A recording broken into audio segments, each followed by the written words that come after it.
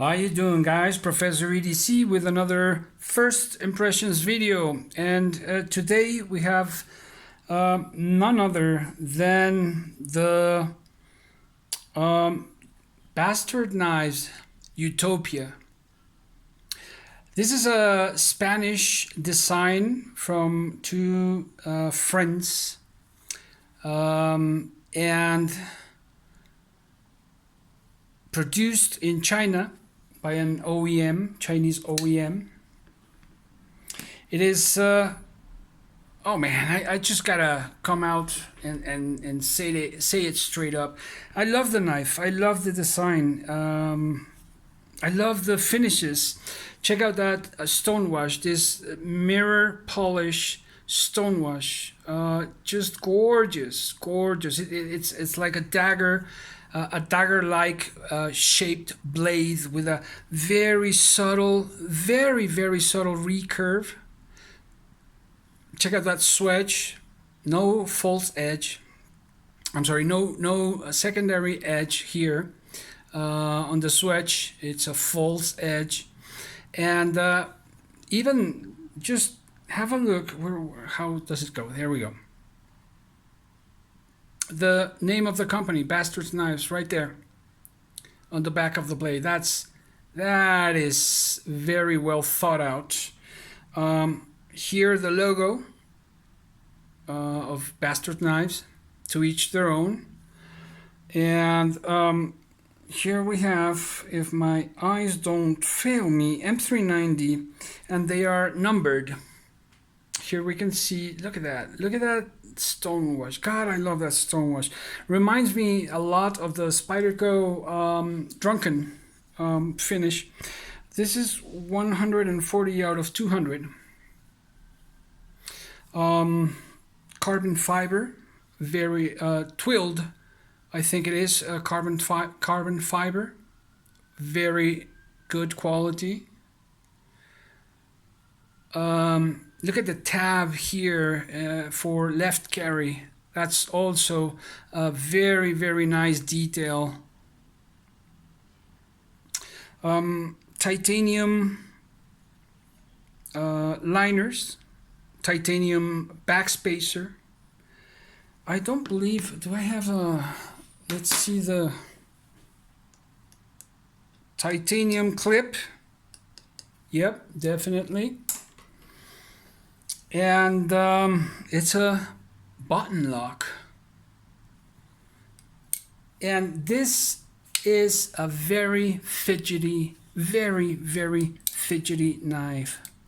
But not only that, it's a pretty good performer. I was slicing through a few pieces of paper and cardboard, just so that you can see, and this was a loan to the channel, and I've been wanting to get my hands in one of these.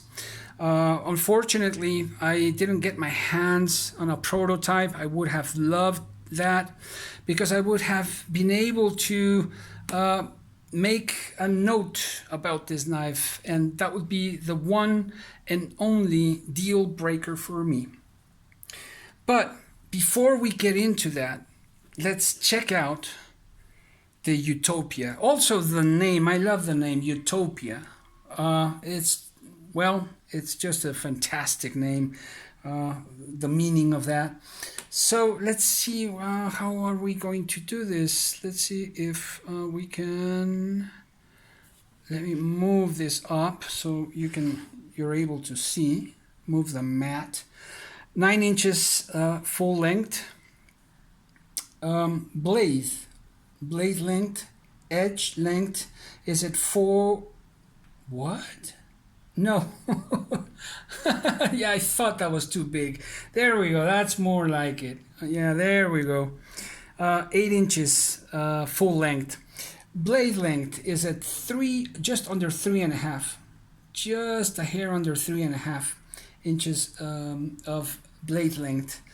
And how about closed? The action is very smooth, phenomenal. For just a little bit over 4.5 inches, 4 3/4 perhaps. Closed. Yes, closed. Another thing that a surprise. This is more than a button lock. This is more of a compression lock. And there you can see the like the liner. Where's my pencil? There we go. There you can see it's a kind of a liner right there, and when you push, it presses against the liner. It presses against the liner, and what happens is, of course, the blade closes. And just check out that action. Let me put that mat straight. I hate when things are not straight. Anyways, how about ergos?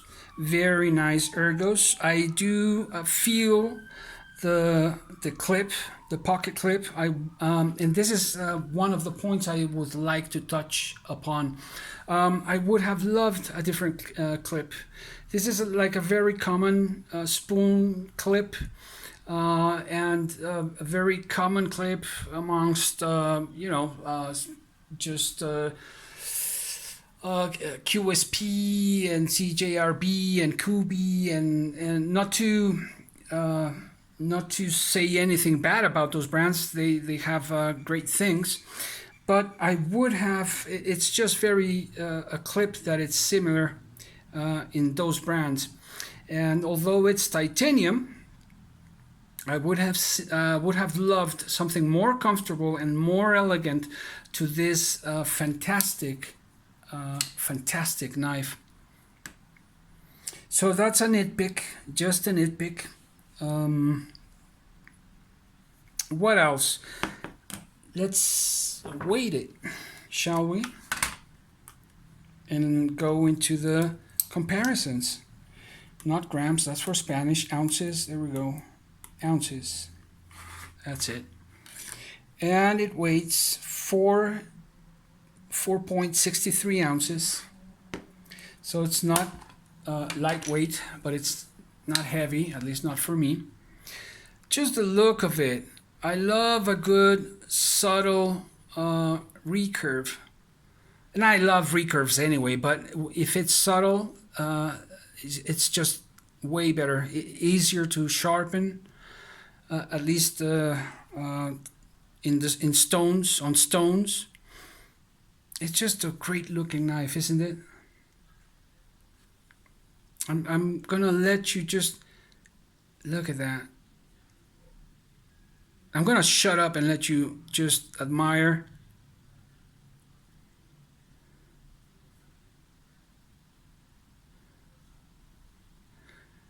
There's the very peculiar logo.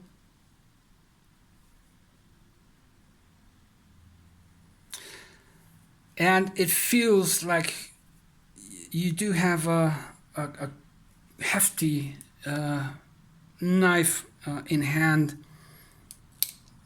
And you know what? It kind of reminds me of, for some reason, I see a lot of two things here. I see the Spyderco Capara, and I also see a little bit of Tersuola air to it, don't you think? Might be wrong, might be absolutely wrong, but I just kind of get that air of the knife. If it's a knife in its own, but kind of reminded me, reminiscent of those two. And let's jump into the comparisons. Here we have the Huntsman and the Bug Out. So as you can see, is bigger than the Bug Out, and of course than the Huntsman. Let's go with the rats. You know I love my rats. There's the Rat 2. There's the rat one. By the way, have you gotten your rat since OKC was sold? You should. So there you can see it's about half an inch shorter than the rat one. Let's have a look from the air so you can see the thickness, stock thickness, and the handle thickness. And get a good close up there and back.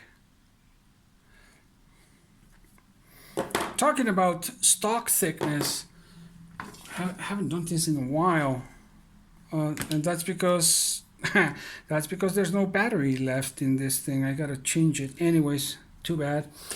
But I'm not sure. It's a good 20,000s behind the edge, I would say. Just nice, very soft. The pivot also looking very well. Overall look, just it's a good looking knife. What else can we compare it to? Well, okay, I got the Eclipse, the Hinder Eclipse right here.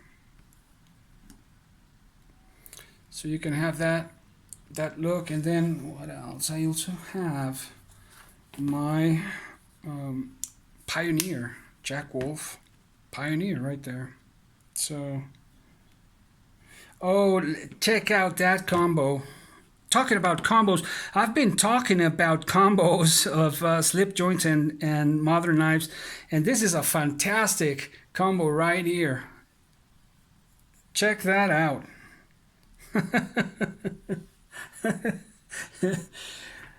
Mix matching. Anyways, there we go. That was a Pioneer for you, and the Eclipse, Warncliffe, the Warney.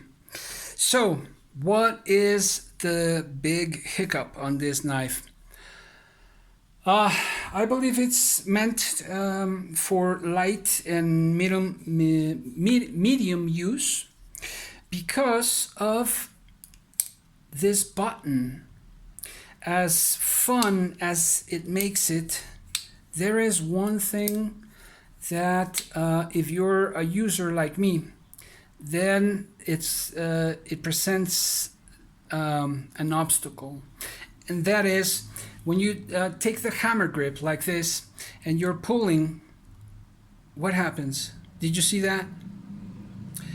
The blade closed in on my hand, and that's because I'm doing the hammer grip, and just without intentionally doing, I'm just closing my hand as I would, and check that out. So I'm going to open the screen, do it once again. This is a big hiccup for me, and it is a deal breaker. Why? Because I love using my knives, and if I'm going to invest this type of money, which is not cheap, but at the same time, I believe the materials are there. The design is almost there. I think that Bastard Knives is going to do a great job in the future, and their collaborations are very exciting, and I'm really eager to see the future of this brand. But in this case, and as much as I love this knife, I really do really like it. This would have been in my collection, and I still think about, catching one. But there's that thing that it closes if you're not careful. Just put it in your hand, and what's going to happen is, and there you can feel how it shakes because of the pressure near the button lock. So if you get your hand comfortable enough, it'll push enough and it'll close. So that's the big thing about this knife, and I do hope perhaps that they can do something about this. I would have loved seeing this as a as a bolster lock, as a frame lock. I just really, I would have loved seeing that. I know there's a lot of people that go about that just enjoy more button lock and the flipping action and just the fidget factor in general. I'm more a bit of a more traditional guy in that sense, particularly focusing on the use of my knives. So that's it. There you have it. What do you guys think? Bastard Knives Utopia. Professor EDC out.